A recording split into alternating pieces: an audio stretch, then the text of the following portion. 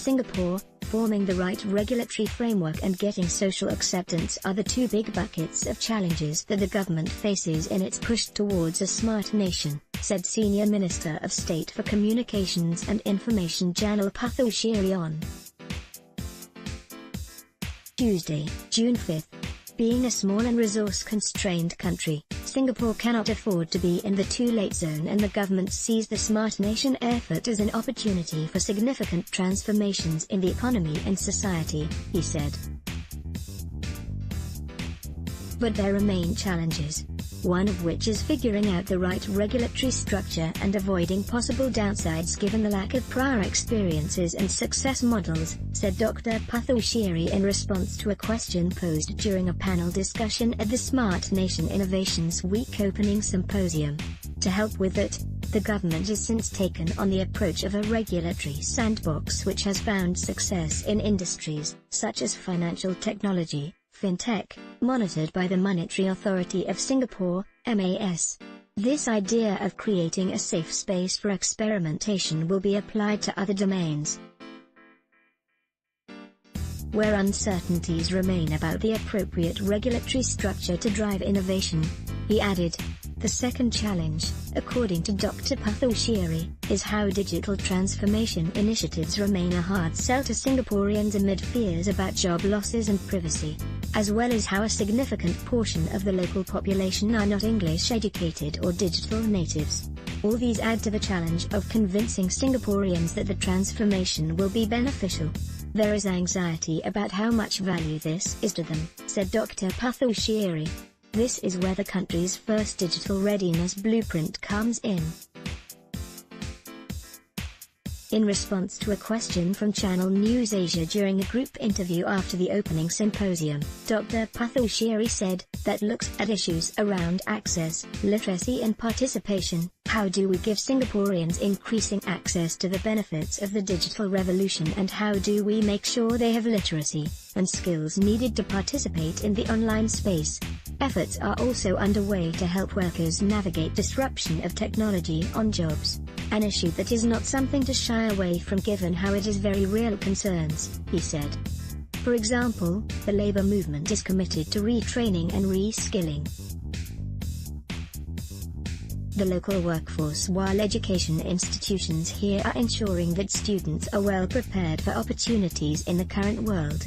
Social acceptance of our digital initiatives is very important because ultimately, what we do has to translate to benefits for Singaporeans. Some of these things are happening at such a rapid pace, it means that people have to learn new skills, and that is an anxiety for anybody, said Dr. Puthucheary. If we can get all that right, then Singaporeans will see that there are a lot of benefits to this journey of transformation through technology that we are using Smart Nation for, he added.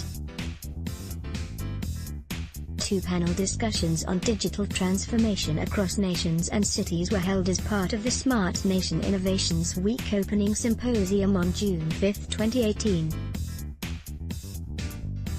Photo, Dang Sik Hit, Data is the New Air. Alongside Dr. Puthucheary, other speakers for the two panel discussions held at the Marina Bay Sands include DBS CEO Piyush Goyal and Michaelia Cash, Australia's Minister for Jobs and Innovation, who weighed in on how technology is transforming people's lives, cities and economies. The increasing importance of data and the recent rise in privacy concerns were among the issues tossed up during the discussions.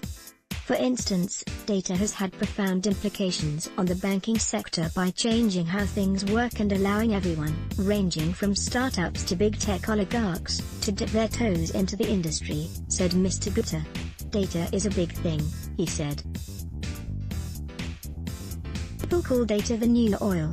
I think data is more than the new oil, it is the new air. However, this comes with both upsides and downsides.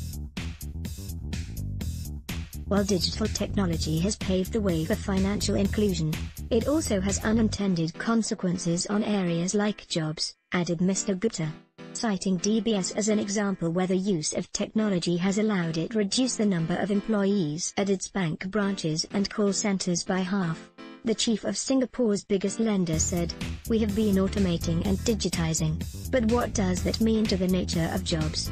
What does it mean to where the jobs come from?"